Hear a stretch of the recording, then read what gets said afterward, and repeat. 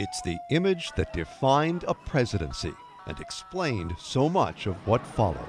In the space of a single morning, we realized that we were facing a worldwide movement of fanatics pledged to our destruction.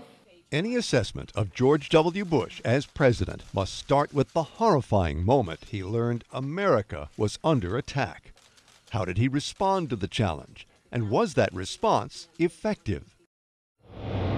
The people who knock these buildings down will hear all of us soon. Immediately, Bush declared war, not just on Al-Qaeda and its top leaders, but on all terrorists and any who aided them. If we wait for threats to fully materialize, we will have waited too long. It became known as the Bush Doctrine and led straight from the ouster of Afghanistan's Taliban to the invasion of Iraq. But no weapons of mass destruction were found, and far from being a quick victory, Iraq went up in sectarian flames.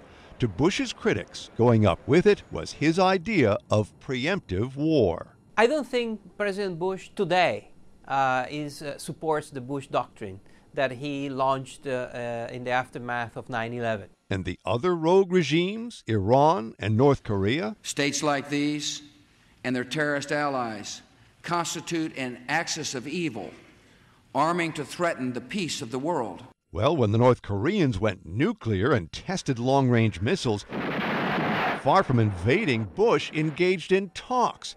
And with Iran, he's also pursued diplomacy to prevent a bomb. But nuclear programs in both countries continue, and the axis is seldom mentioned. That term went out of fashion and disappeared, it evaporated. Bush's defenders say his aggressive stance kept the U.S. homeland safe from another terror strike and caused Libya to scrap an active nuclear program. And meantime, Bush has helped spread democracy, while in Africa massively boosting aid to fight poverty and disease. But next to those images stand disturbing ones from the still far from finished war on terror. A feeling that Iraq was a costly mistake and that victory against terror remains far off is a big reason for Bush's record-low poll numbers.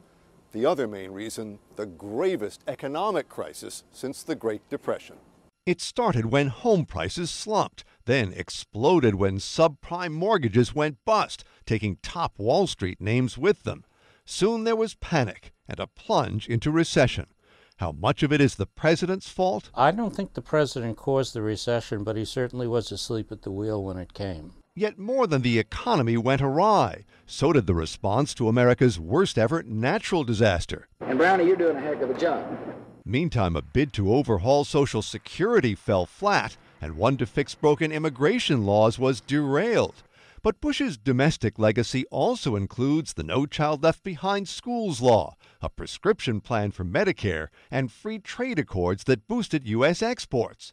And of course, Bush's landmark tax cuts. Today we are taking essential action to strengthen the American economy. Yet to Bush's critics, those tax cuts were part of the problem, helping build a mountain of debt. What happened in the financial markets was the final verdict on 8 years of failed policies. Bush himself is looking to the verdict of history. But this will all be sorted out when they finally analyze what went right or what went wrong. The voters' verdict was clear enough. They handed the White House to Bush's opponents. It's a safe bet this was not the ending to his 8-year journey that Bush had in mind. Mark Smith, The Associated Press, The White House.